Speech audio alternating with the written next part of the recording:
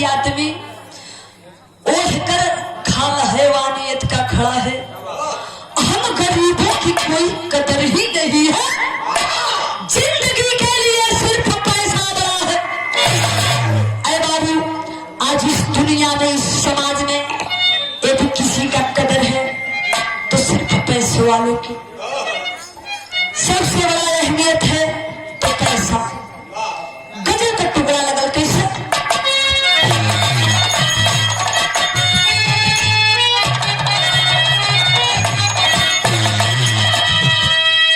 अरे चाहया कभी फिरता, चाहया कभी फिरता, तू बजा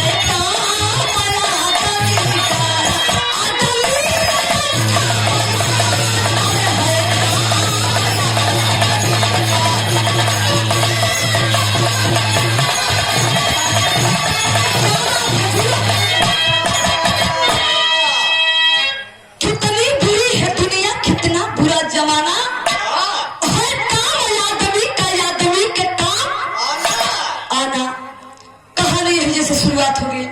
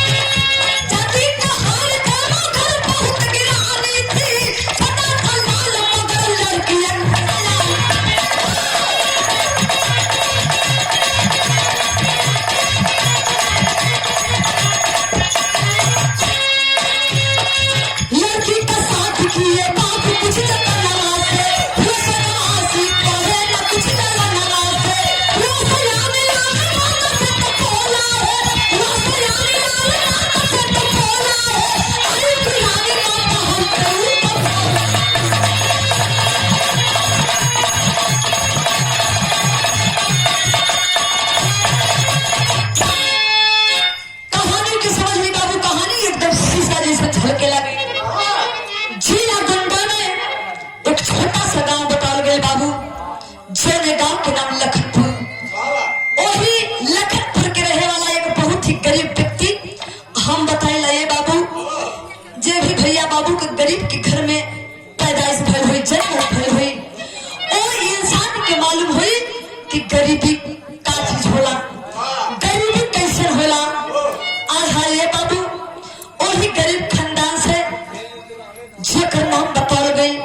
रज्जू कुहार बहुत ही गरीब व्यक्ति हुआ हो पंचो। रज्जू कुहार का धर्म पत्नी का नाम मालती देवी। भगवान का दिहल तू को औलाद, एगो बेटी एगो बेटा। बेटा की उम्र 8 वर्ष, बिटिया का उम्र 12 वर्ष। आए बाबू, आखिरकार गरीबी में रज्जू कुहार मेहनत मजदूरी कई के बेटवा बिटिया दुल्हन पूरे परिवार का परवरिश करत हुआ। धीरे धीरे समय बीतत बा हो बच्चों। अरे बाबू, वो गरीब के दिल पे का गुजरत हुई बच्चों, जे रात दिन मेहनत मजदूरी कई के परिवार का परवरिश करत बा। धीरे धीरे समय बीतत बा हो बाबू। बड़ बेटी बिमला धीरे धीरे जब 18 साल का भइल बा,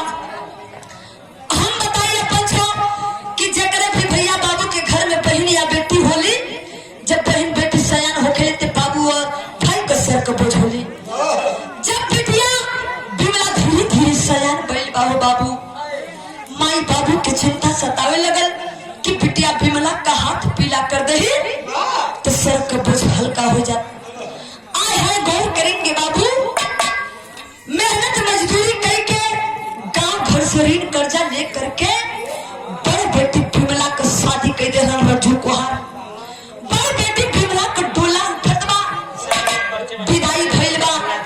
अचानक एक दिन ऐसा घटना घटल कि रज्जू कुहार भी ये दुनिया के छोड़ के चल बसलन।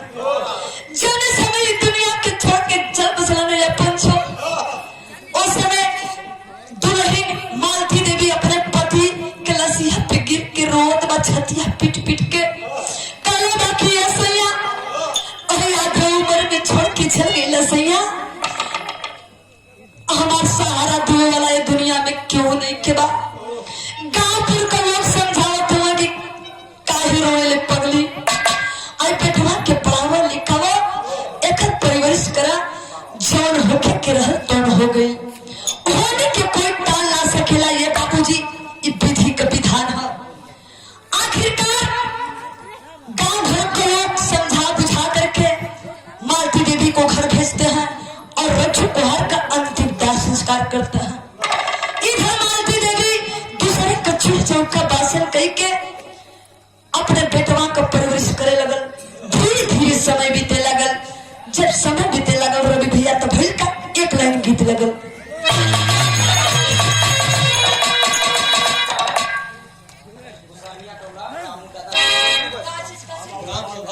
ये देखिए ग्राम पंचायत कुसहनिया टोला रामू दादाजी। ये देखिए दादाजी की ओर से। ये देखिए पुरस्कार में चॉकलेट मिला है, 11 रुपया का पुरस्कार। श्याम जी आपको मिला है, ले लीजिए। कुछ और से खावे के सोचत हुआ। 11 रुपया का पुरस्कार है। गीत लगल मास्टर कैसे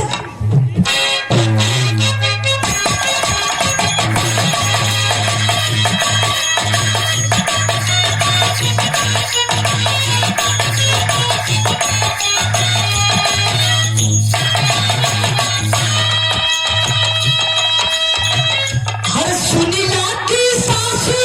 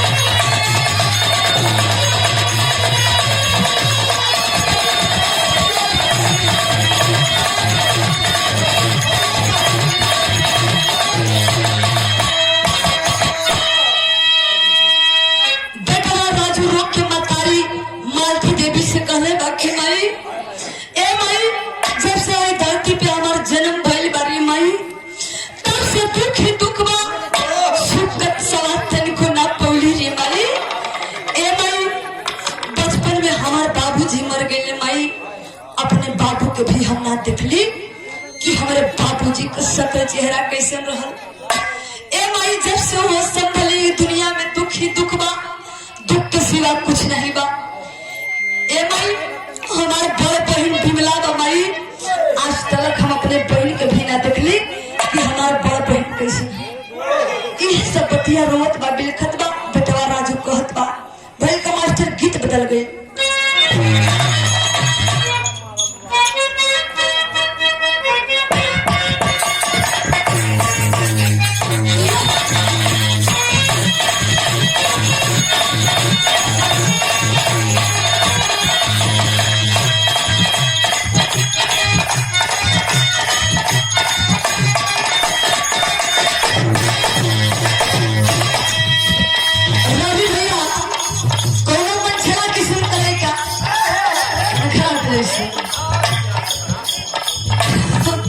अपने संगी अपने दोस्त अपने यार से कहे कि हमके कैसे दुल्हन चाहिए।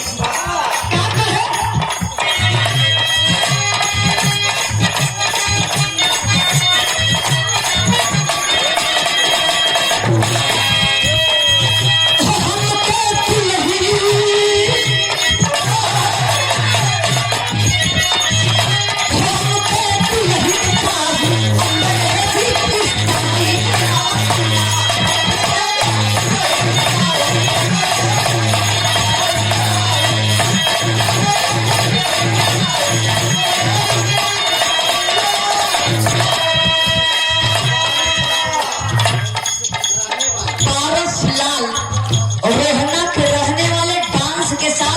रुपया का पुरस्कार, क्या बात है।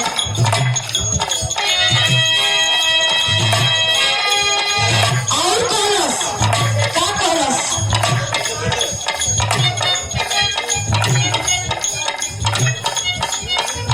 विदेश ग्राम योद्धा का राहुल, माँ का नाम सुमत देवी, 21 रुपया का पुरस्कार पूरी पार्टी को सप्लाई की फरमाइश है कि दोहरा दीजिए। भैया वही समय है, कह बता कैसे हमको दुल्हन चाहिए।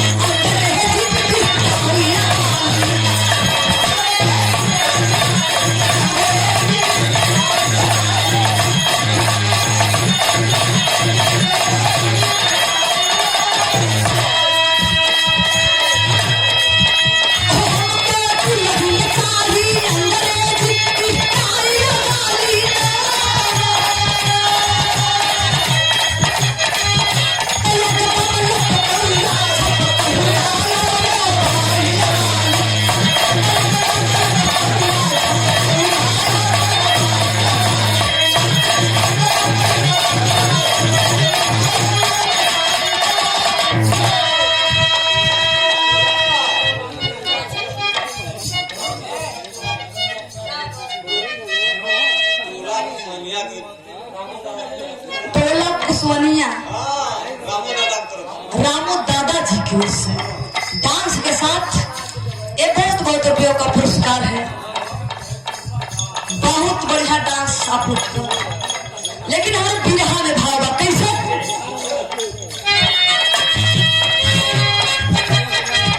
राजू कहले अपने मतारी से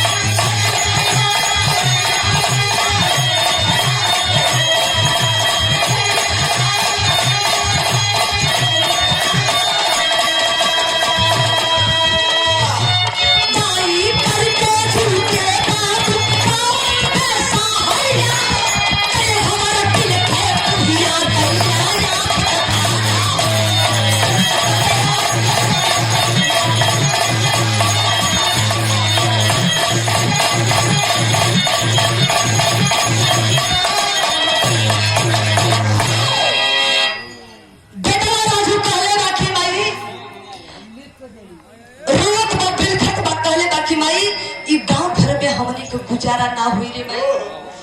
ए भाई हम प्रदेश जाई 4 पैसा का काम धंधा करम माई गरीबी दूर हो जाए। आज हम गौर करेंगे बाबू इतना पतिया जूने समय मालती देवी सुनने पंचो मतारी देवी की अखिया से झरझर नीर बह लगल। रो थी मतारी कहनी ये बेटा हमार एक कोखी के लाल हुए बाहर चल जाइबा बेटा हमार बुढ़ौती के सहारा इस दुनिया में केहू ना बा। आखिरकार बेटा राजू अपने मतारी मालती देवी के समझा बुझा के ट्रेन पकड़ला पहुंचला बम्बे शहर। बम्बे शहर पहुंचला एगो बिस्कुट के कंपनी में काम मिलल बा। धीरे धीरे काम धंधा करे लगलन। जब काम धंधा करे लगन समय बीते लागल तो भइल का एक लाइन गीत लगल।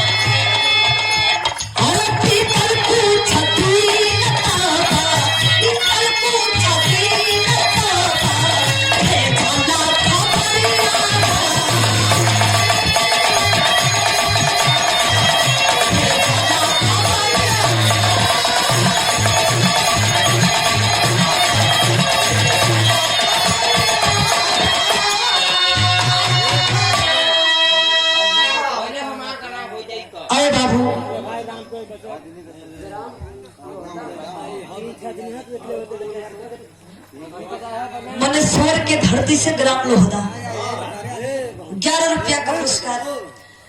बम्बे शहर में काम धंधा करे लगलन। माई के खबर भेजलन कि ये माई बम्बे शहर में हमके बिस्कुट के कंपनी में काम मिल गई बा माई। आज है ये बाबू बुढ़िया मतारी के दिल में बड़ी तमन्ना बा, बड़ी खुशी बा। आखिरकार बाबू बम्बे शहर का बात बम्बे शहर और छोड़े इधर ए भैया हल्ला ना होखे। हल्ला मत कीजिए भैया, नहीं तो आप लोग हल्ला कर लीजिए, हम लोग बैठ जाए। आए बाबू, डिस्टर्ब होला भैया। समय बीते लागल, आखिरकार इधर गौवा लखनपुर में वो बेटा के देखे खातिर देखवा रहे, जाके माई मालती से कहना कि सुन ले भाई कि तुम्हारे एक बेटा हुआ, एक काम करा कि अपने बेटा का शादी हमारे बेटी से कर दा। और है ये बाबू जोने समय बेटवा राजू का शादी का बात बुढ़िया मतारी सुन ले, बुढ़िया मतारी के दिल में बड़ी तमन्ना बा, बड़ी खुशी बा कि कल बेटा का शादी हुई, घर में दुल्हन आई। यह सब बतिया सोच के बड़ी खुश है बुढ़िया मतारी। आखिरकार शादी का डेट पड़ गई, दोनों ओर से कन्या पक्ष और बर पक्ष दोनों ओर से शादी का डेट जब पड़ गई हो बाबू, शादी के डेट पड़ गई, हर देखवार अपने घरे शादी के डेट रख के चल गया। और इधर बुढ़िया माई के दिल में बड़ी तमन्ना बा, बुढ़िया मातारी रोवत बा, खुशी कया सुरोवत बा। कभी जितोरी में भाव लिखने का लिखले,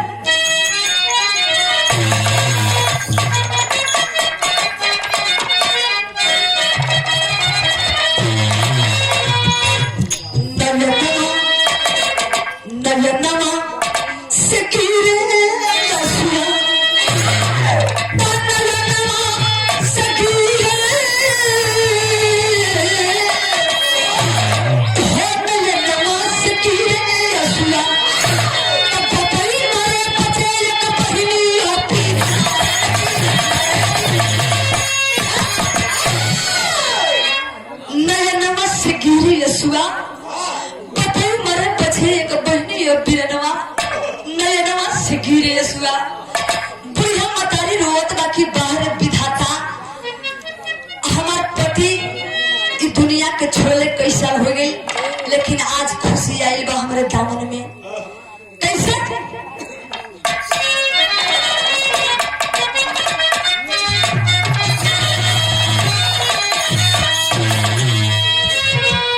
जब शादी के डेट पड़ल बाबू बाबू, लगन पत्रिका सब धरा गई बा। गाय नहीं पारे फेरली हो कि जंगल का जो मुंशी आया 100 रुपया का कोनो बात ना बताए पारे, आप कायदे से लेडी तो चली गई, मुंशी जी लोहदा बीत गाँव। ये देखिए मुंशी जी लोहदा के बाप भी धरती से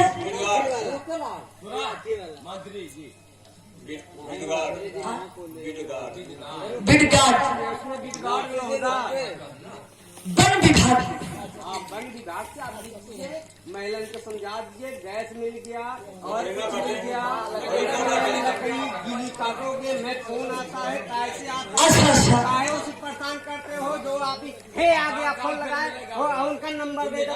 देखिए हमारे अंकल जी का कहना है, माता एवं बहने से और चाचा बाबू लोग से सबसे कहना है कि देखिए जब सरकार गैस दे रही है तो हरा लकड़ी आप जंगल में से मत काटिए, ये देखिए अपराध है, गलत काम आप लोग मत कीजिए। गुजर करो ऐसी बात नहीं है, गुजर करो, आगे जाओ, गेहूं लिया लो और कुछ झूल ठीक है, काम करते रहो। कहना है कि आप जंगल में घूमने टहलने जाइए, झूल लकड़ी है तो उसको आप ले लीजिए, लेकिन हरा लकड़ी मत काटिए, ये देखिए कानूनन अपराध है। और मेरे माता बहनों से ज्यादा कहना है कि आप लोग देखिए हरा लकड़ी मत काटिए, यही कहना है अंकल जी का। हमारे 101 रुपया का पुरस्कार वन विभाग की ओर से। बुढ़िया मतारी रोवत बा लिखत बा और चिट्ठी में लिखत बा का लिखत बा,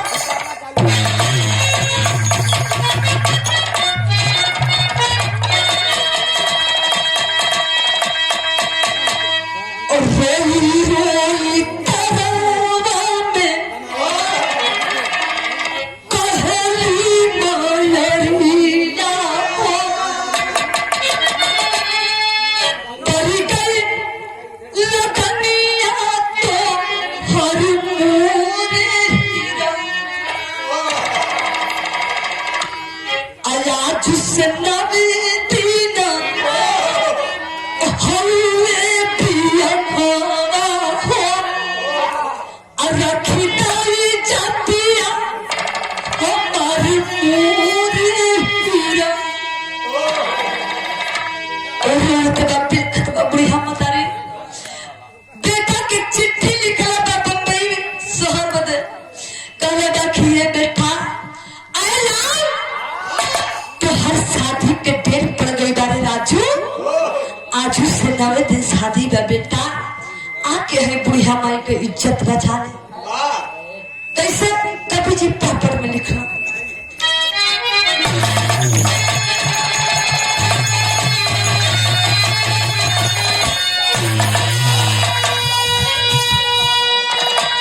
लालन कहे कि मान मोर कहना हमर माता जी लालन कहे कि मान मोर कहना हमर माता जी आ चौथा दिन ना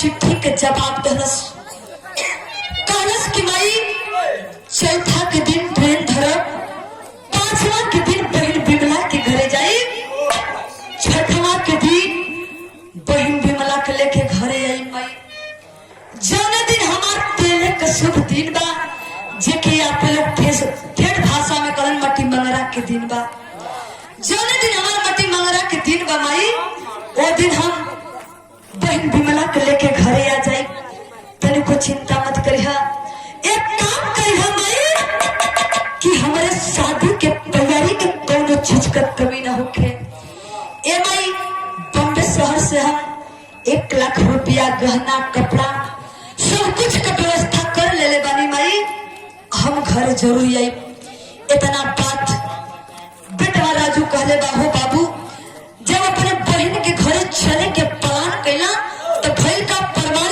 आधा से मिलल समझ में आवत बाबूजी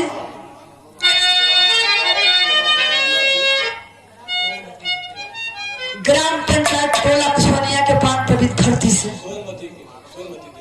सोनमती देवी जी की ओर से यानी कि हमारे धर्म की माता जी की ओर से 21 रुपया का पुरस्कार ना बिटिया पूजा त्यागी बदे आशीर्वाद बा माता जी का सब भैया बाबू के नमस्कार प्रणाम बा आशीर्वाद के कामना बा परिवार आधा से मिला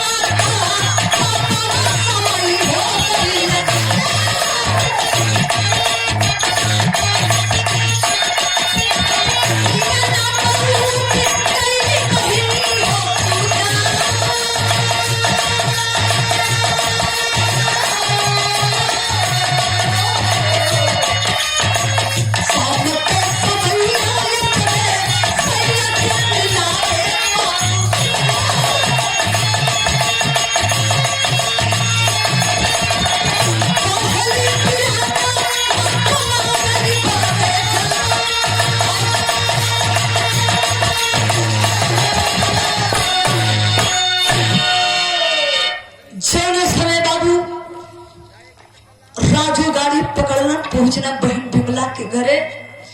बड़ा दिना के बाद बहन बिमला देखले बा हो श्याम भैया, दौड़ के गई भाई के गले से लगौले बा, तुरंत चरपाई बिछा के जल पानी मीठा करावत बा। कहले बा कि बड़ा दिना के बाद तो से भेंट होत बा भैया। भाई बहन गले मिल के रोवत हुआ, भाई के जल पानी मीठा करावत बा। आखिरकार बाबू इधर हर बात में ठेका कैसे मरे भैया।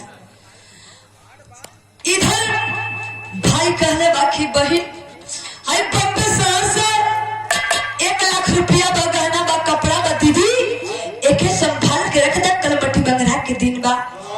आय है बाबू जौने समय वो बहन 1 लाख रुपया गहना कपड़ा देख ले बा, बहन के नियत बिगड़ अपने छोट भाई राजू से गुस्सिया गई।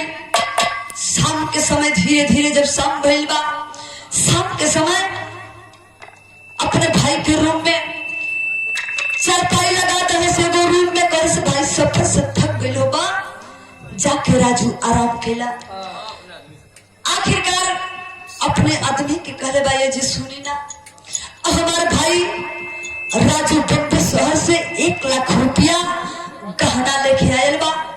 एक काम करता कि भाई राजू का जान मार देता, सब रुपया पैसा गहना हमने को हो जाता।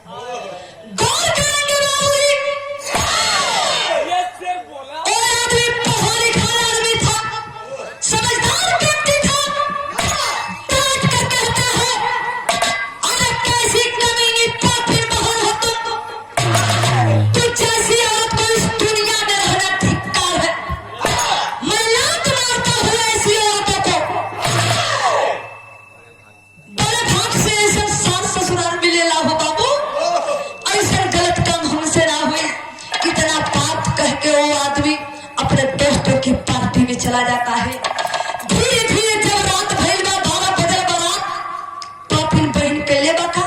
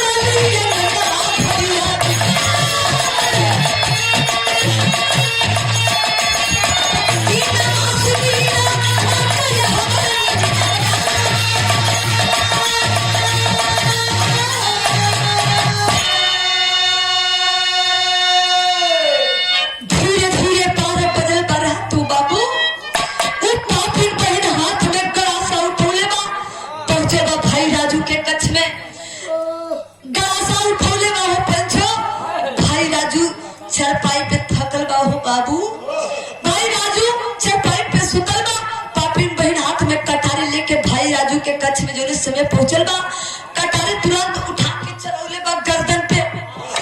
भाई राजू के गर्दन कट के धड़ से अलग हो गई।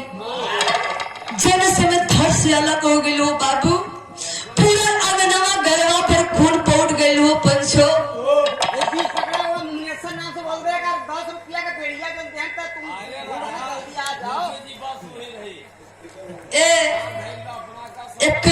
पुरस्कार पुरस्कार बोल दिए कि जो के निश्चय के दिया गया तो बढ़िया ले कहा जाइए। और मैं रुक के अच्छा मुनेश्वर जी बीड़ी लेकर जल्दी आइए, और 100 दिया है जल्दी भी लेकर आ जाइए, और जो 100 रुपया दिया है वो भी जल्दी लेकर आ जाइए। 100 रुपया लेकर आइए, जल्दी इधर नाम बुलवाइए। वन विभाग जिसे यानी कि अंकल जी से आकर मिल लीजिए, फरिश्ते साहब जी से 12 रुपयों का पुरस्कार है। माता बहनाओं से कहना है कि हरा लकड़ी न काटे। कैसे आए बाबू, जब समय पूरा लगनवा गरबा पर खून पहुंचल बाबू बापू, पापी बड़ी रात अंगना में फरसा से करके लाश ले जाके गड्ढा में रख के हो पंचो चार छोगा ऊपर से माटी फेंक दे। राती रात लाश के तोप दे। थोड़ा थोड़ा भाई राजू का हाथ दिखात बा। धीरे धीरे जब सुबह भइल बा बुढ़िया मतारी रास्ता जो फिर निहारत तीनों पंचो कि अभी तक हमार बेटा राजू अइला नहीं। आखिर बात का भइल शायद अपने बहन विमला के घरे रुकल हुई। इहे मतारी विचार करथिन कि चल के देखी शायद विमला के घरे रुकल हुई राजू। जौने समय मतारी मालती देवी बिटिया विमला के घरे के चले के प्लान बनौली। संजोग रखे गांव के कुआं पे पानी लेवे खातिर विमला आई रहे। आई इधर से बुढ़िया मतारी मालती देवी जात रहने।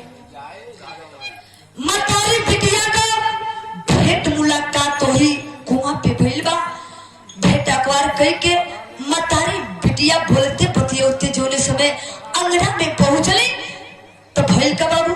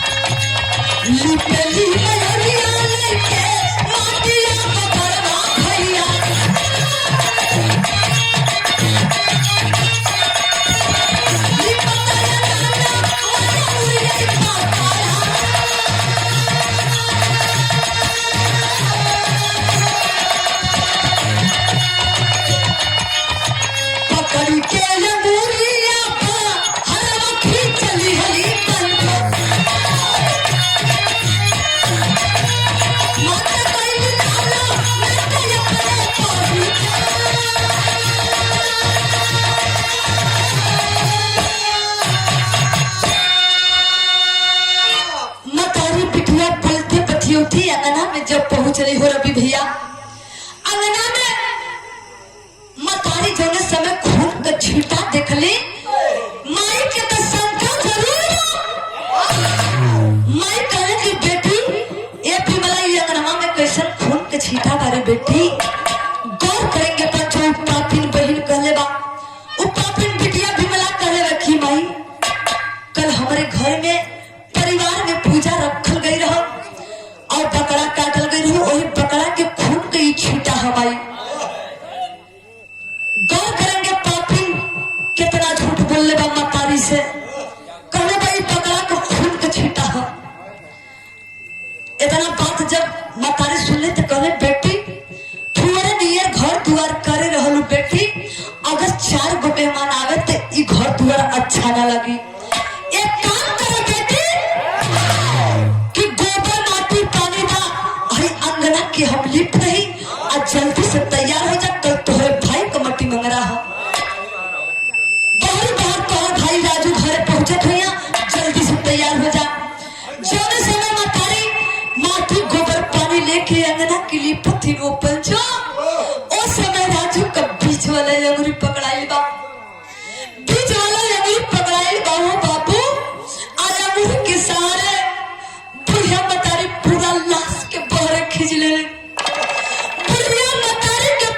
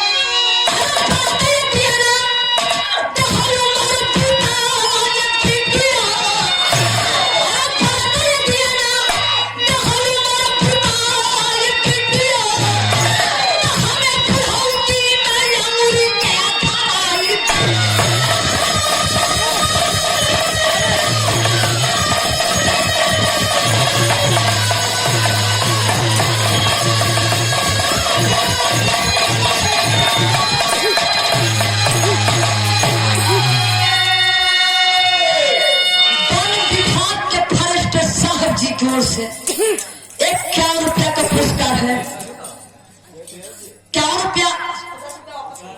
51 रुपया का पुरस्कार है। इस भाव पर खुश होकर के बेड़ी ना यार, मेरा सामान नहीं यार। एक बता देना। अच्छा बीड़ी नहीं आया और जो 100 रुपया बताया था वो आ गया कि नहीं अंकल जी? देखिए बीड़ी ला दीजिए आप लोग। बहुत रुपयों का पुरस्कार है।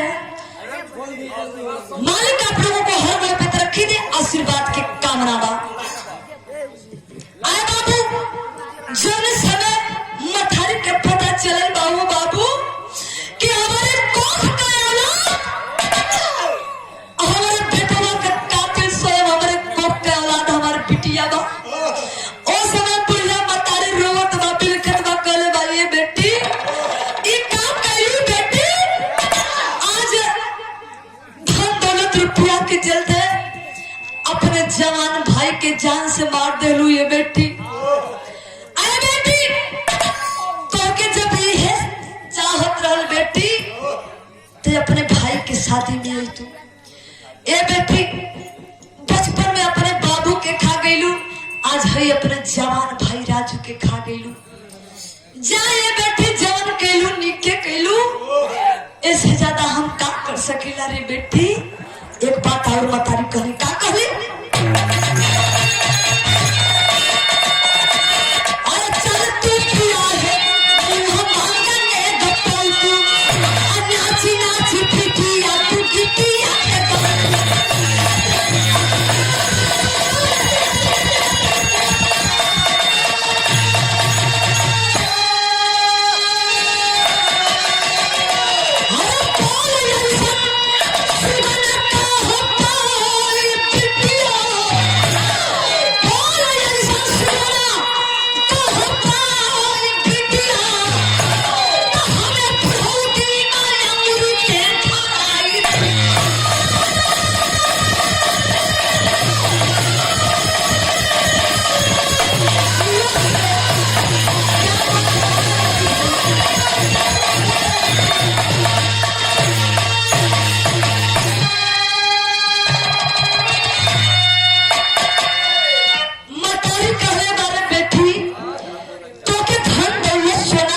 चाहत रहल बेटी। राजू के शादी में आई तू जौन तोहर नेक जोग रहत तो के मिलत है बेटी। आज हर रुपया गाना के चलते हमार बुढ़ौती के सहारा हमार दीपक के छुल ले लो ये बेटी। हम बताइला बाबू कि पुत का पुत हो जाले लेकिन माता को माता कबो ना होले। एक बात और कहता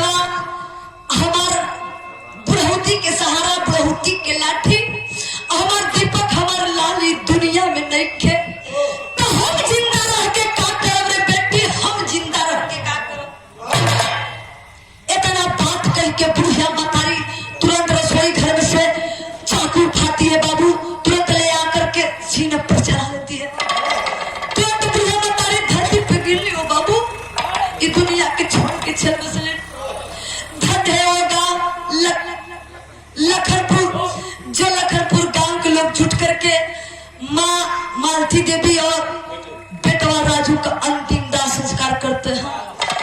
फिर हाँ हमारे समाप्ति को चलो गुरु खानदान का परिचय बात कहना बा।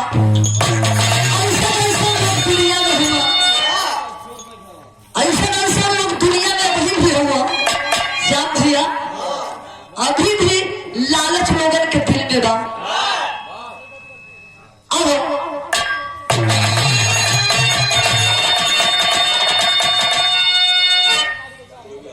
गुरु बिहारी गुरु गणेश गुरु राम लाल बरपाता स्वर्ग प्रसाद कवि चंद्र का पाचन का पीगा।